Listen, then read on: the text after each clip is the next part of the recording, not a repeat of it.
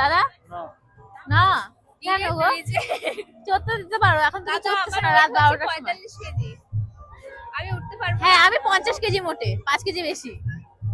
কয় টাকা করে বলো না আমাদের উঠতে দাও চলি আমরা। আমাদের উঠতে দাও না।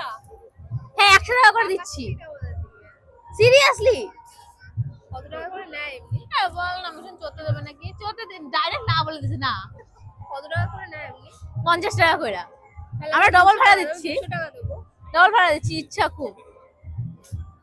চড়তে দেবে কাকু? এই তো এই কাকুরে বলছি কাকি না একটু দাও না আমাদের চড়তে। যাবো? বড় ফেটে যাবে না আমরা অতটা উঠছি না। ওয়েট কম আছে।